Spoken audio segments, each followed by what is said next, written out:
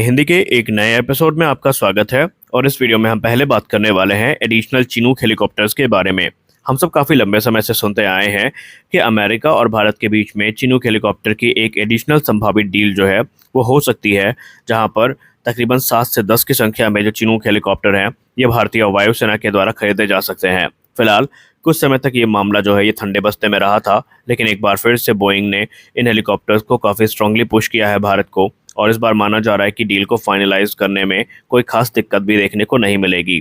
Boeing इस समय additional CH-47F Chinook helicopter जो है, जो कि हैवी लिफ्ट ट्रांसपोर्ट हेलीकॉप्टर है, इन्हें भारतीय वायुसेना को पुश कर रही है और ये हेलीकॉप्टर कुछ मेजर अपग्रेड्स के साथ हमें देखने को मिलेंगे। अब इस समय इंडियन एयरफोर्स की बात करें तो ऑलरेडी 2020 में एक $3 बिलियन का कॉन्ट्रैक्ट साइन हुआ था US foreign military sales program के अंतर्गत, जहां पर भारत को सक्सेसफुली 15 चिनूक हेलीकॉप्टर अब तक डिलीवर किए जा चुके हैं।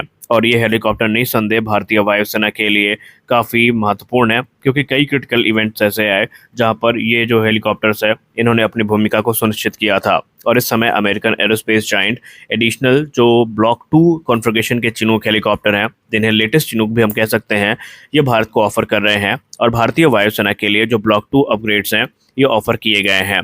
आपको बता दें कि जो ब्लॉक 2 अपग्रेड है इसमें कुछ सिग्निफिकेंट बूस्ट हुआ है कैपेबिलिटी में, जैसे कि एडिशनल जो 4000 पाउंड का मैक्सिमम ग्रॉस वेट है वो हमें देखने को मिलता है, एक्सटेंडेड मिशन रेडियस देखने को मिलता है अधिकतर पेलोड्स के लिए।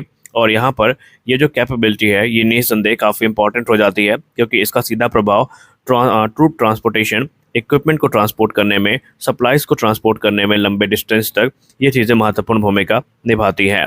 अब इस परफॉर्मेंस इंप्रूवमेंट्स के अलावा अगर हम ब्लॉक 2 डिज़ाइन की बात करें तो यहाँ पर कुछ फ्यूचर अपग्रेड्स भी ध्यान में रखकर आगे बढ़ाए गए हैं, जैसे कि ये चीज़ें यहाँ पर इंश्योर की गई हैं कि इनको ऐसा डिज़ाइन किया जाएगा कि आने वाले भविष्य में अगर कोई अपग्रेड की संभावना बनती है तो उसको ये पूरी तरीके से कह सकते हैं एकोमोडेट कर सकें, कोई दिक्कत भारतीय वायुसेना को ना हो। एडिशनली कुछ इंप्रूवमेंट्स भी एयरक्राफ्ट की मेंटेनेबिलिटी में की गई हैं, जैसे कि इसमें अपग्रेडेड रोटर सिस्टम को इस्तेमाल किया गया है, जो कि इसकी कह सकते हैं इन रिलायबिलिटी को इन्हेंस करता है। और सबसे खास बात कि जो अनस्केड्यूल्ड मेंटेनेंस नीड है उसको भी ये मिनिमाइज करता है। एक सिंप्लीफाइड फ्यूल सिस्टम को इंट्रोड्यूस किया गया है, जो कि इसकी एफिशिएंसी को इम्प्रूव करता है और इसकी जो ओवरऑल मेंटेनेंस बर्डन और कॉस्ट है इसको कम करने में एक महत्वपूर्ण भूमिका ये निभाएगा। अब ये फ्यूल्स पुश जो है ये एक ऐसे समय पर आया है जब इंडियन एयरफोर्स ने पहले ही ये इच्छा जताई है कि वो तकरीबन 7 से 10 की संख्या में एडिशनल चिनूक हेलीकॉप्टर्स को खरीदना चाहते हैं, ताकि भारतीय वायुसेना की जो नीड है ये पूरी होती रहे। और आपको बताते चलें कि सिर्फ चिनूक ही नहीं बल्कि कुछ रिपोर्ट तो अब इस तरफ भी इशारा कर रही हैं कि जो एडिशनल अपाचे हेलीकॉप्टर ये भी कंसीडर किए जा रहे हैं। हालांकि अभी इसमें जो पुख्ता दावा है ये नहीं आया है, क्योंकि एक समय भारतीय वायुसेना ने खुद ये कहा था, भारतीय वायुसेना प्रमुख ने अपने रिपोर्ट में, कि अब एडिशनल चिनूक अपाचे हेलीकॉप्टर जो है ये नहीं खरीदे जाएंगे। जो रिक्वायरमेंट होगी वो LCS प्रचंड से पूरी की जाएगी।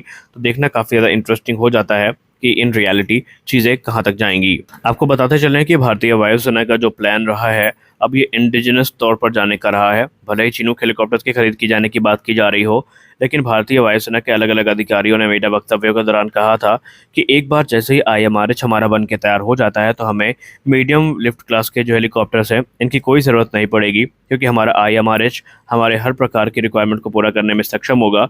IMRH का अलग अलग इस्तेमाल किया जाएगा, इसके वेपनाइज और नॉन वेपनाइज दोनों वेरिएंट हमें देखने को मिलेंगे, जो कि इसकी ताकत को काफ़ी बढ़ाएंगे और भारतीय वायुसेना की जो दुविधा है हेलीकॉप्टर्स को लेकर के उसको भी दूर करने में ये एक महत्वपूर्ण भूमिका निभाने वाले हैं। तो देखते हैं कि हमें यहाँ पर बड़ी अपडेट्स कब देखने को मिलती हैं। अगली रिपोर्ट में हम बात करते हैं AMCA इंजन प्रोग्राम के बारे में। AMCA इंजन को लेकर हम सब जानते हैं कि इंतज़ार काफ़ी लंबा है और सही महीने में अगर हमें आत्मनिर्भरता प्राप्त करनी है और इंडिजनाइज करना है चीज़ों को तो ये इंजन अब बहुत ज़रूरी है। हालांकि अब एक लंबे समय तक हम लोग सुनते आए हैं और कभी काफ़ी एक्साइटिंग न्यूज़ भी सामने आई, लेकिन ये चीज़ें तब तक निराधार थी जब तक खुद DRDO अपनी फाइनल रिपोर्ट सबमिट ना करे, और फाइनली अब वो चीज़ें हो चुकी हैं। Defence research and development organisation को लेकर के एक नई रिपोर्ट सामने आई है, जहां पर चीज़ें स्पष्ट हैं कि DRDO अब मिनिस्टर ऑफ डिफेंस के पास पहुंच चुकी है। आइए जानते हैं पूरा मामला क्या है। फिफ्थ जनरेशन फाइटर एयरक्राफ्ट के लिए सबसे इंपॉर्टेंट चीज़ होती है एडवांस इंजन। बिना एडवांस इंजन के जो फिफ्थ जनरेशन फाइटर एयरक्राफ्ट है, इनको हम इनके फुल पोटेंशियल पर इस्तेमाल नहीं कर सकते। और क्योंकि अब कैबिनेट कमेटी ऑन सिक्योरिटी इनको पहले ही अप्रूवल दे चुकी है, तो जाहिर सी बात है इंजन को अप्रूवल भी मिलना तुरंत ही ज़रूरी था। और इसके लिए बाकायदा जो defence research and development organisation की गैस टर्बाइन रिसर्च इस्टेब्लिशमेंट है, इसने एक क्रूशल कॉल करी है, जहां पर उन्होंने एमका इंजन के डेवलपमेंट के लिए जो को डेवलपमेंट पार्टनर है, इनको चूज़ करने के लिए कुछ रिकमेंडेशंस मिनिस्ट्री ऑफ डिफेंस के सामने भेजी हैं।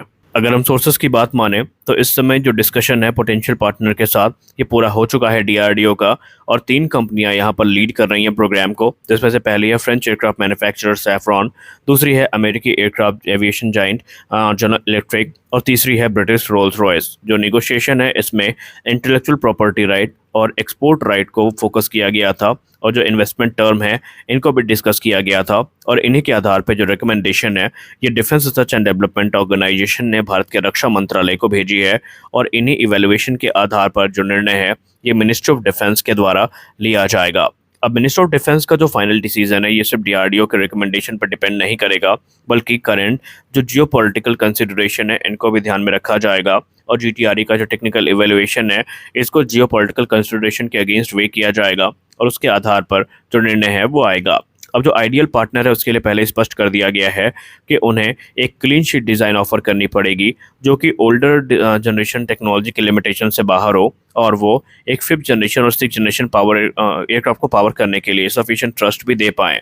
अब सैफ्रॉन और रोल्स रॉयस ने ऑलरेडी इस प्रकार के ऑफर में अपनी सहमति व्यक्त कर दी है, लेकिन जनरल इलेक्ट्रिक अभी भी अधर में लटकी हुई है।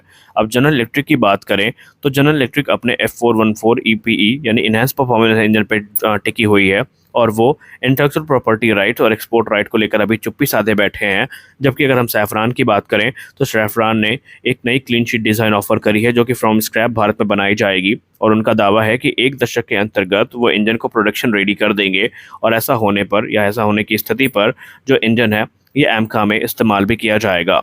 उनको ना तो इंटेलेक्चुअल प्रॉपर्टी राइट से कोई दिक्कत है, ना ही एक्सपोर्ट राइट से, वो हर राइट भारत को देने के लिए तैयार है। और सेम केस सैफरान के साथ भी है।